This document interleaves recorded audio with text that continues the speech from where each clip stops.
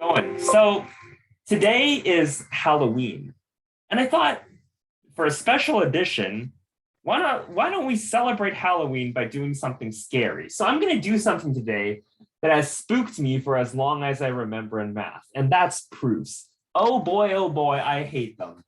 So today, I'm going to do every single proof I can off the top of my head right now without committing an error. Let's do it.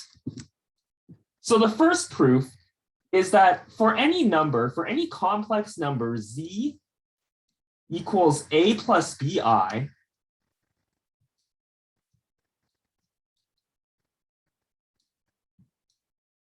show that z, the square root of z, has two roots, one positive, one negative.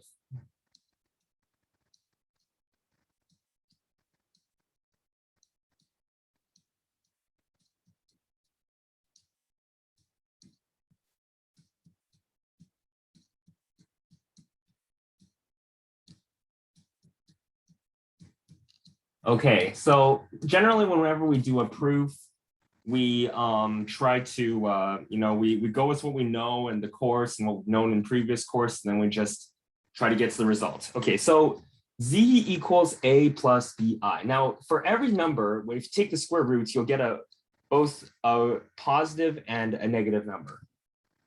So let's do it. So z equals a plus bi.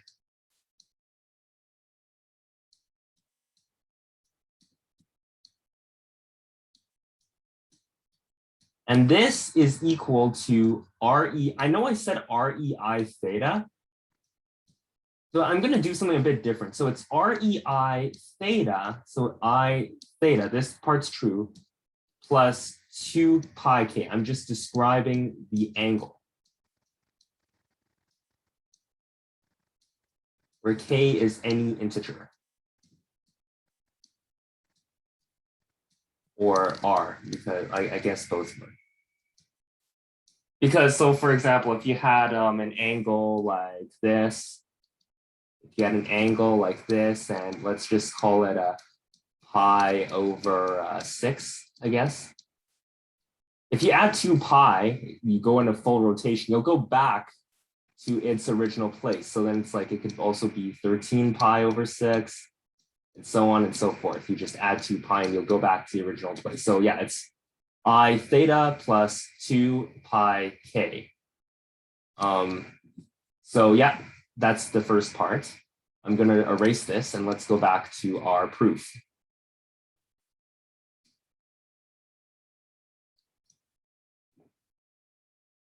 So, okay, so then square root of z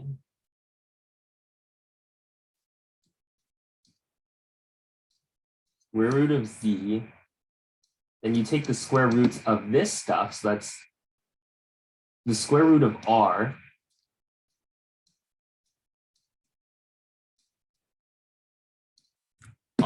e to the I theta plus 2 pi k. Okay, so then when you take the square root of that, e to the I, and you're just dividing this exponent by 2, so then that's theta over 2 plus pi k.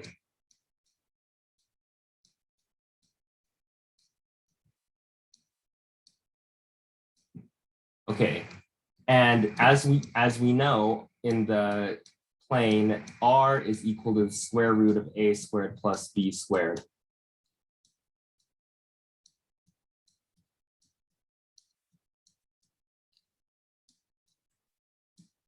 So then when you square root a square root, that is equal to a squared plus b squared to the power of 1 over 4.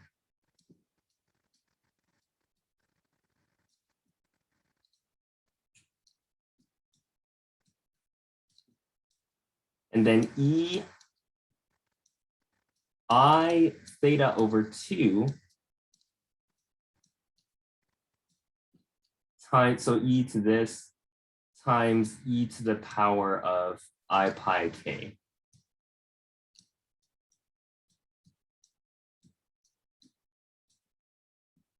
Now notice that's pi k. So in like there's only two solutions in this square roots because once you go to 2 pi, you're back to your original place. So there's two solutions. So I'm going to say W is equal to the square root of Z, WK. Yeah. W0 is equal to, then when K is 0, this is just equal to 1. So it's A squared plus B squared.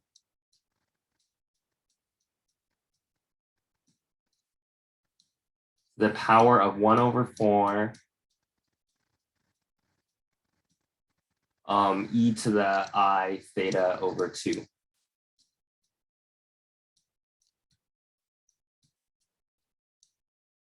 W1, the second solution, is equal to, let's see, so then W1 is equal to, yeah, A squared plus B squared to the power of 1 over 4.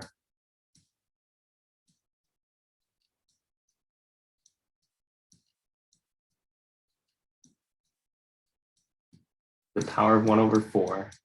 Now times e to the power of I theta over 2. But now k is equal to 1. And then, so when you have e to the power of I pi, that's cos pi plus I sine pi. You're going to realize this equals -1. So then that's 1 over 4. Let me draw the 4 better. Okay. E to the power of I theta over 2. And then times -1. So which is just negative W0. And this thus goes to show that whenever you take the square root of any number, real or complex, you go 2 roots, and the second root will be the negative of the first root. So for example, you do this by intuition. The square root of 9 is plus or minus 3. The square root of 25 is plus or minus 5. And remember an example I did, like I think back in August, late August, I said the square root of I is equal to something. Well, let's just apply this formula. So A is 0 and B is 1, right? So A is 0 and B is 1 for this one. Okay, so then A squared plus B squared to the power of 1 over 4. Okay, so then that's 1 to the power of 1 over 4,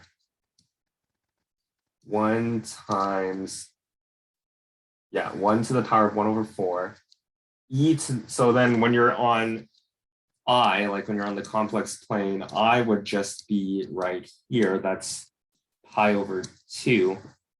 So e to the power of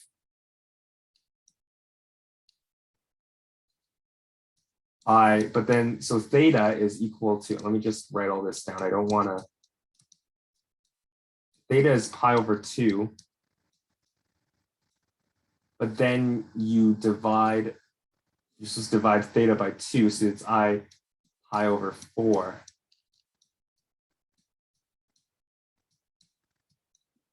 Which gives you cos pi over 4 plus 1 over root 2 plus 1 over root 2i.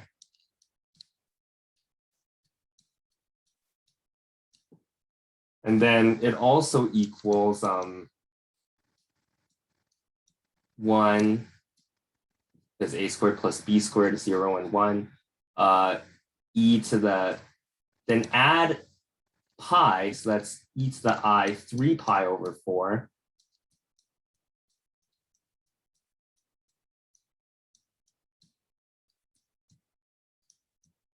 Sorry, I 5 pi over 4. Sorry, no. I'm sorry about that. I made a mistake.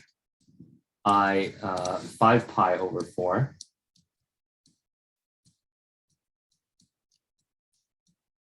Which is equal, the 5 pi over 4 is like on the third quadrants, you'll find out that's -1/√2 minus 1/√2i.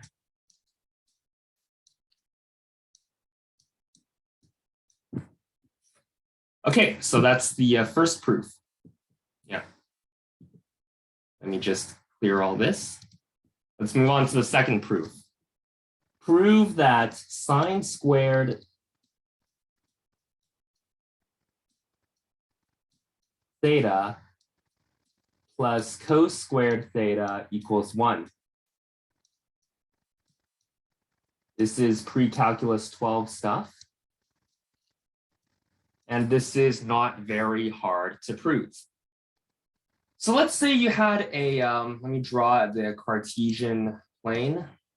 And let's say you had something like a triangle like this. Let's call this x, and let's call this y. And let's call this theta. And let's call this 0. Okay. Now, and x squared plus y squared, for the hypotenuse, we'll just call it r. We all know that x squared plus y squared equals r squared. Okay, now x squared plus y squared is r squared. So, but what about x? So like, let's do sine theta. Sine theta is equal to y over r. Cos theta is x over r. This is grade 10 math. So sine squared theta, okay, so x squared plus y squared is equal to r squared. So that means, okay, sorry. Yeah, so that means, let me just expand this here. Y is equal to r sine theta, and x is equal to r cos theta.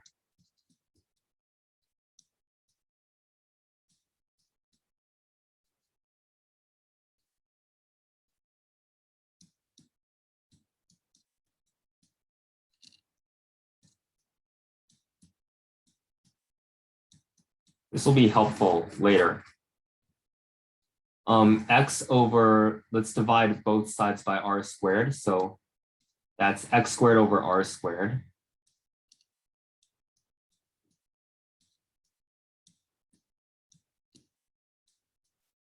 Plus y over r squared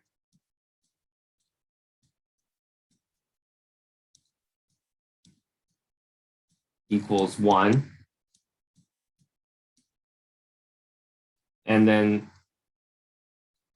well, x over r is cos theta and y over r is sine theta.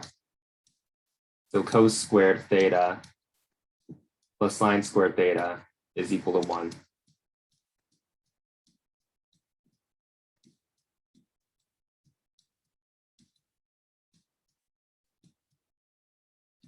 You could also, if you're a guy, you want to impress a girl on Valentine's Day, walk up to a girl and say, hey girl, I wish I were sine squared and you were cos squared. Together we could be 1. No, I'm kidding, don't do that. Pickup lines are very effective. They're very effective at repelling women. All right, and there's actually another way you can prove that sine squared theta plus cos squared theta equals 1. There's actually another way. So I'm gonna erase this for a sec. Everything except the formula.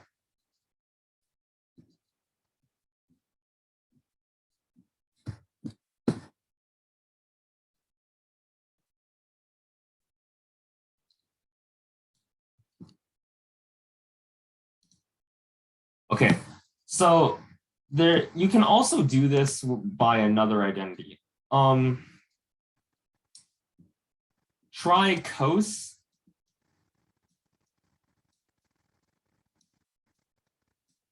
theta minus theta. Now, you might be asking, why would you do this? Everyone knows that theta minus theta is 0, and then cos 0 equals 1. That's true, but let me show you something else. So cos theta equals theta minus theta equals 1, but it also does something else. So cos A, there's this identity. I'm going to use an addition identity where it's cos theta, cos theta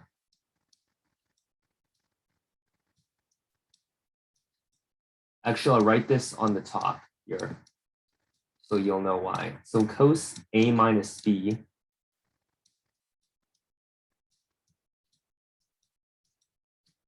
equals cos A cos B plus sine A sine B.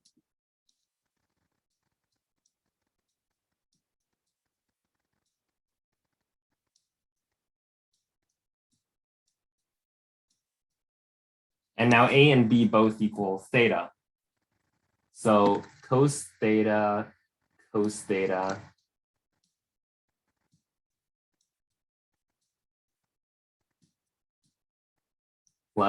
theta.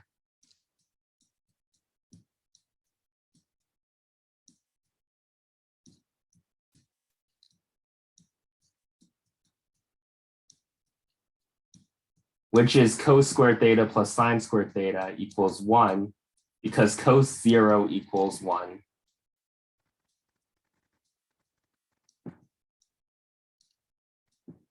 And of course, there's two other identities that also fit in with this. The first one is if you divide both sides by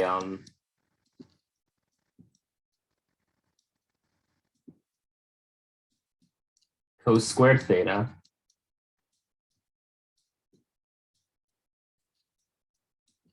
sine squared theta over cos squared theta is tan squared theta.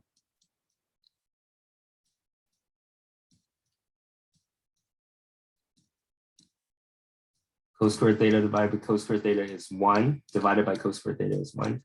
And 1 over cos squared theta is secant squared theta.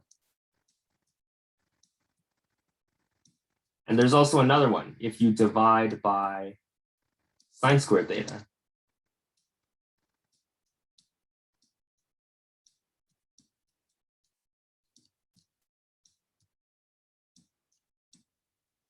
Sine squared theta divided by sine squared theta is 1.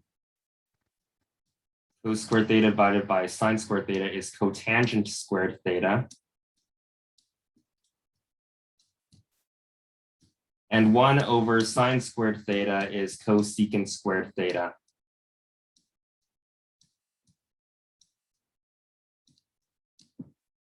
So 3 identities in total, both derived from the first one. That's the second proof.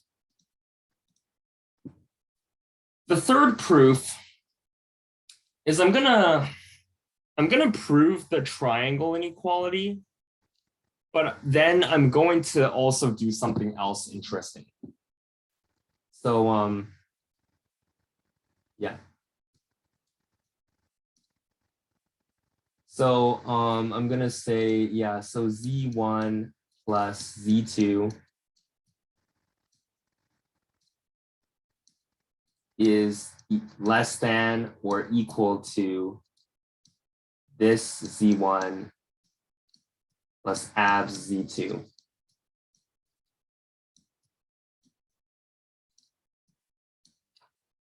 Okay, so the first thing is notice that these are both positive real, non-negative real numbers. So if I square both sides, the inequality still holds. So Z1 plus Z2 squared is still less than or equal to this Z1 plus Z2 squared.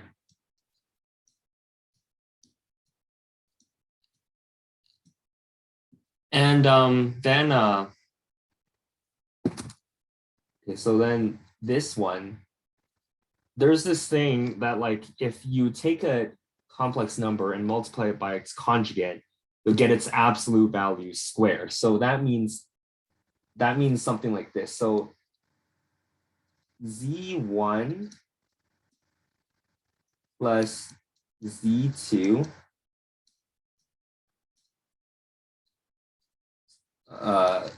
squared is equal to its like this and its conjugate. So Z1 plus Z2 Z1 conjugate plus Z2 conjugate.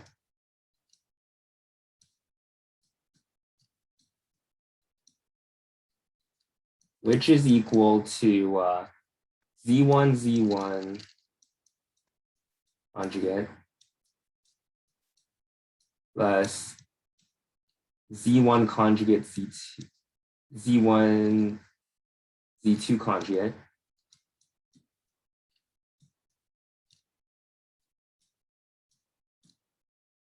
plus Z1 conjugate Z2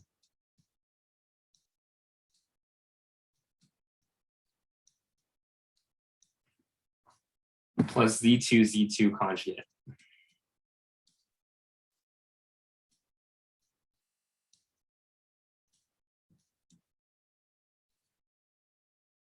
And Z1 conjugate, this equals absolute Z1 squared plus, now notice these two things, Z1 conjugate Z2 and Z1 Z2 conjugate. Z1 Z2 conjugate, this is actually the conjugate of Z1 conjugate Z2. Because when you take the conjugate of Z1 conjugate, that's Z1 double conjugate, which gives you back to Z1, and Z2 conjugate is this. So I'm going to do something like this. So let's, I'm going to first say Z1 Z2, Z1 conjugate Z2 conjugate is equal to Z1 Z2 conjugate. And now there's this formula. Now let's say that Z1 conjugate Z2 equals W. There's this thing that when it's like W plus W conjugate, that gives you two real W.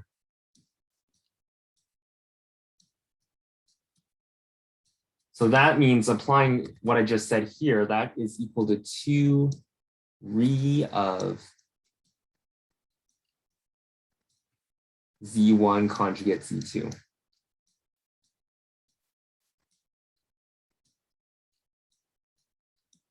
And then this is plus Z2 bar squared. I'm going to erase this top part. Okay, now I'm going to solve this thing, the right-hand side of this inequality. That's just to simply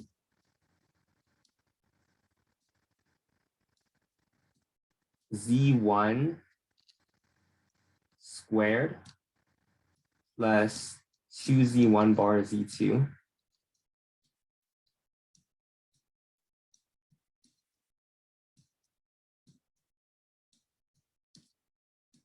plus Z2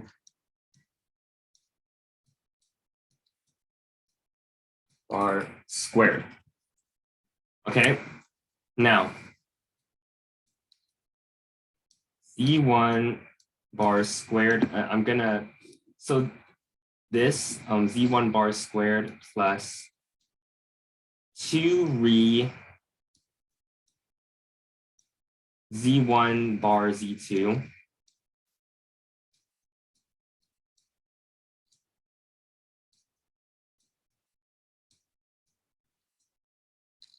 plus z2 bar squared. Because this is less than or equal to this, and that means this is less than or equal to this. So I'm going to write it out. It's less than or equal to z1 squared plus 2. Now, this can be written in something like, actually, wait, I'm going to, yeah. Wait, hang on.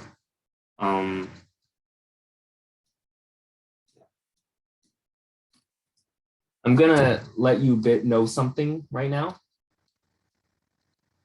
A complex number's conjugate has the same modulus or R value of its original. So I'm just gonna do this. You'll see why in a second.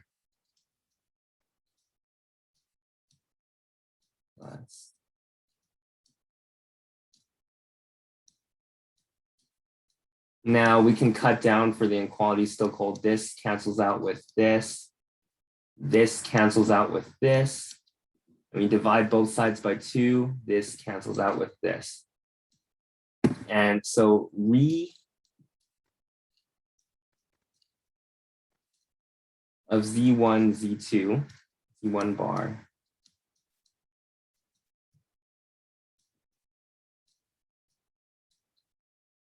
is less than or equal to, now you can take this and multiply it together. This is equal to z1 conjugate z2.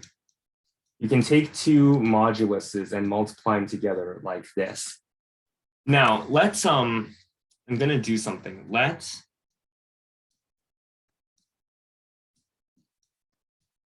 z1 conjugate z2, let that equal w.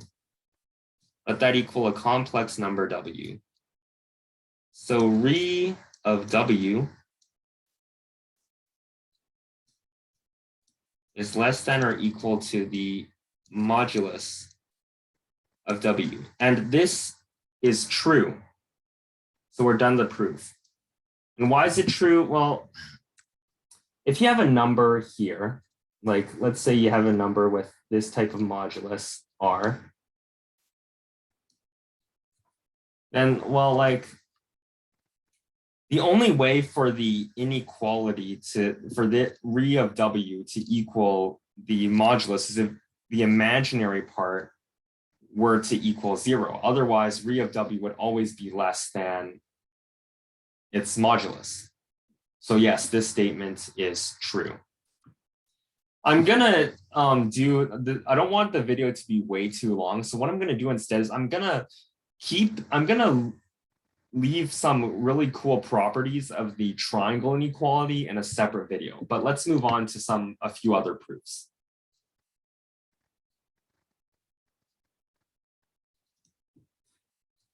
The fourth thing I want to prove is the quadratic formula. ax squared plus bx plus c equals 0. And I'm going to derive the quadratic formula from this.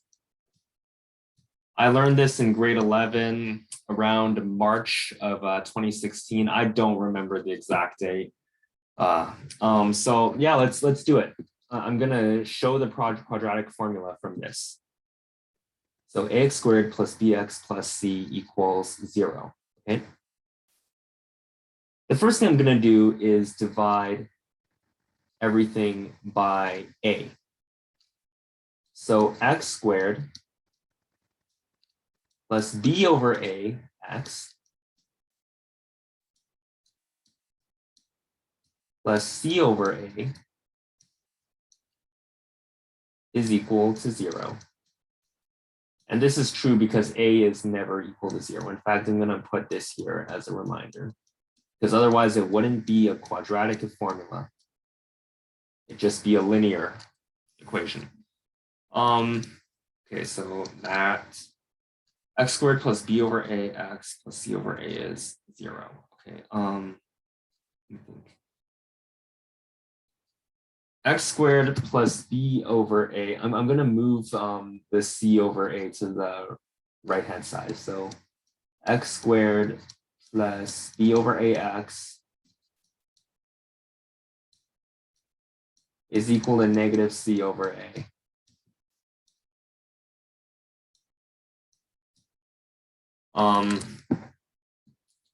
Okay, and there's a really cool trick you can have in completing the square of this. So let's say, so like, you know, in a perfect square of a quadratic function, the discriminant b squared minus 4ac has to equal 0, okay? Let's do some substitution. Let's say a equals 1, and let's say b is equal to b over a. Okay, well, this has to equal 0, right? So b squared equals 4ac, b squared over a squared equals 4 times 1 times c. So c is b squared over 4a squared. So x squared plus b over a times x plus, let me think. Yeah, b squared over 4a squared.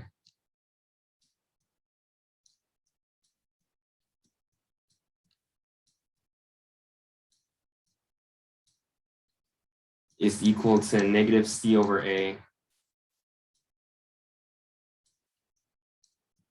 plus b squared over 4a squared.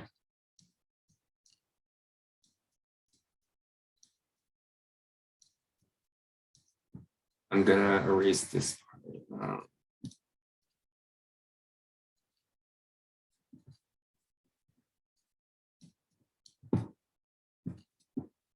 So x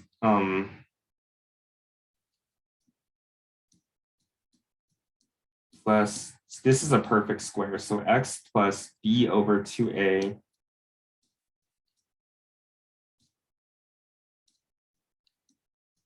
squared is equal to b squared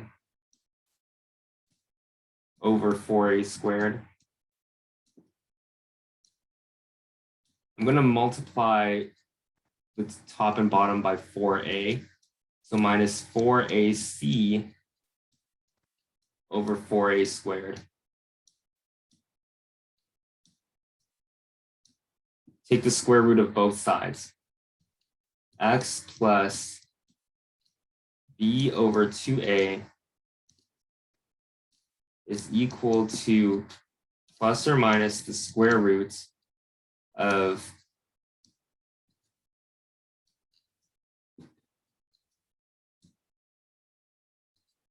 b squared minus 4ac over 4a squared. Square root of 4a squared here is 2a. So in the end, you can finally come with your formula. X equals negative b plus or minus square root of b squared minus 4ac over 2a.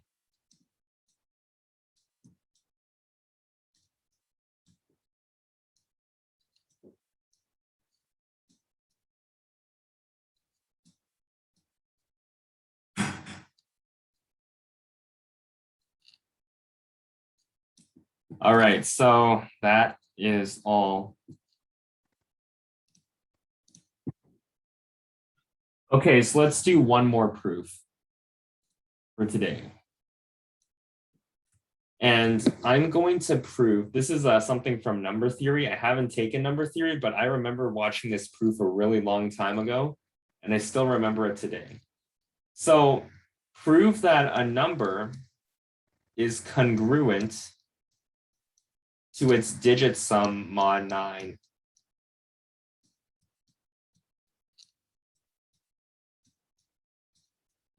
Prove that a number is congruent to its digit sum mod 9. So here's the thing. Here's something like, for example, 242. A number can be expressed like this. So 242 is 200 plus 40 plus 2.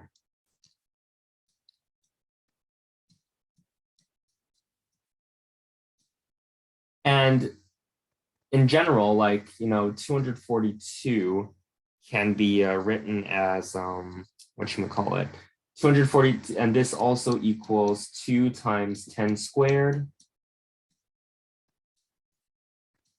plus 4 times 10 to the power of 1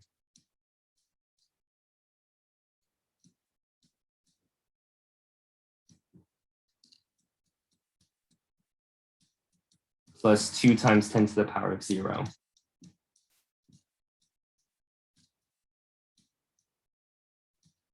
Okay, so in general, when you have a number n that has m digits, m has m digits, here's how you can express any positive whole number. You can say n is equal to a sub m minus 1 times 10 to the power of m minus 1 plus a sub m minus 2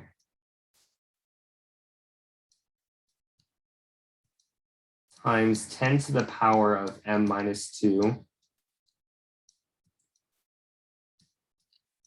plus dot dot dot plus a sub 1 10 to the power of 1 plus a sub 0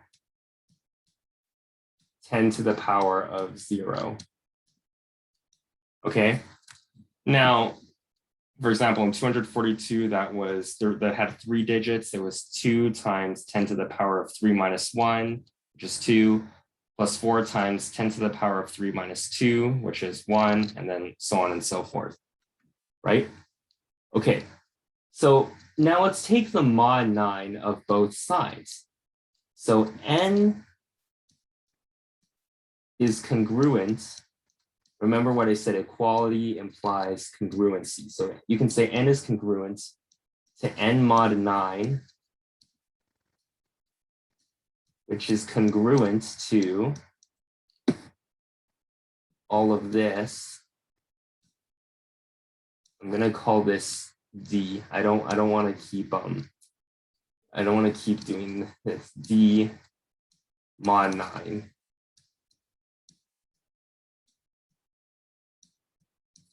Okay.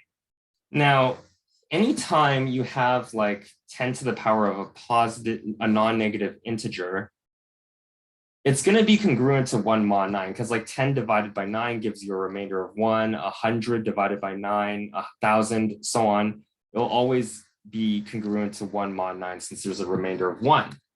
So then you can say n is congruent to a sub m minus 1 plus a sub m minus 2 plus dot dot dot plus a1 plus a0 mod 9. But what is this? This is just all these digits in the number added up together, and that is digit sum. So number is congruent to its digit sum mod 9. D of n mod 9.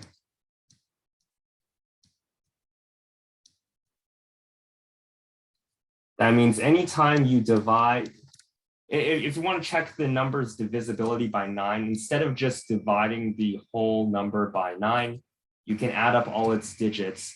And if it has some number, D of n, that's not divisible by 9, you can say that's its remainder.